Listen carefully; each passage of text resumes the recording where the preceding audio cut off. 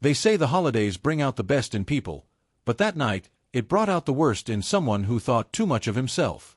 My name is Mark, I'm 36, and my wife Clara works in corporate communications for a big firm downtown. She's smart, kind, and the most grounded person I know. I've never been the jealous type, until that Christmas party. It started innocently enough. Her company was hosting their annual holiday dinner, and Clara really wanted me to come. "You'll finally get to meet everyone I talk about," she said, buttoning her red dress. "Just promise me, don't be all quiet and serious the whole night." I laughed. "I'll try my best." When we arrived, the place was packed. Laughter, music, champagne, it all felt festive. Clara introduced me to her team, and everyone seemed nice enough. Until I met Derek.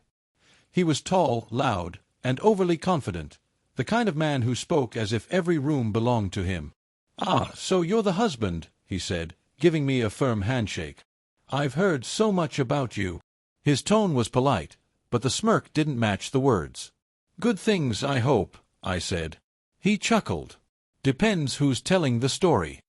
I forced a smile. Clara rolled her eyes. "Ignore him," she said lightly. "He's our office comedian." For a while, I did ignore him. I chatted with Clara's manager, enjoyed the dinner, tried to blend in. But Derek, he kept showing up, offering Clara drinks, making little comments that didn't sit right. At one point, I overheard him saying, "You know, Clara's the only one in the office who can make a PowerPoint look like art. Guess that's what happens when you've got natural talent and taste." She laughed it off, clearly uncomfortable. But he didn't stop. Later, as people gathered around the bar, Derek came over to where I was standing. He smiled, that same smug grin. "Man, you've got yourself a gem," he said. "Every guy in the office notices. Guess it takes a real man to handle a woman like that." I met his eyes. "I'd say it takes respect more than anything." He raised an eyebrow. "Respect, sure. But a guy like me, I don't do fragile. I do real."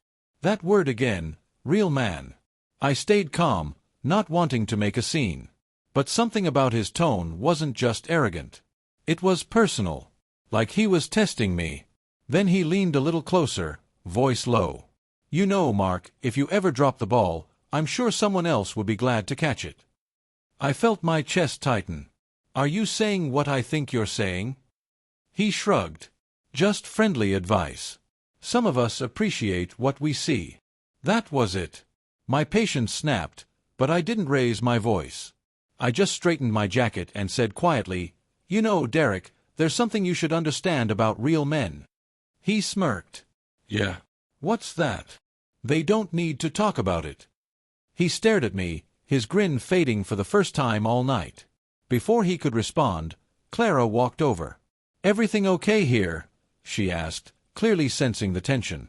"Perfect," I said calmly. Derek was just explaining how he defines respect. Her eyes narrowed at him. "Derek, we talked about this before, didn't we?" He tried to laugh it off. "Relax, it was just a joke." But she wasn't smiling. "It's not funny. You've made half the office uncomfortable with those jokes. Maybe it's time you stop." For the first time, Derek looked genuinely embarrassed. He mumbled something and walked off. Clara turned to me. "I'm so sorry, Mark. He's been like this for months. I didn't want to make a big deal about it." "You shouldn't have to deal with that," I said softly. That night, as we drove home through quiet streets lined with Christmas lights, I could feel how tense she was. She finally spoke. "You know, I always thought staying professional meant keeping peace. But tonight, I realized silence only protects the wrong people." I nodded. Respect isn't about avoiding conflict. It's about standing up for yourself when someone crosses the line. She smiled faintly. "Guess we both showed him what real looks like tonight." A week later, she told me Derek had been officially reprimanded.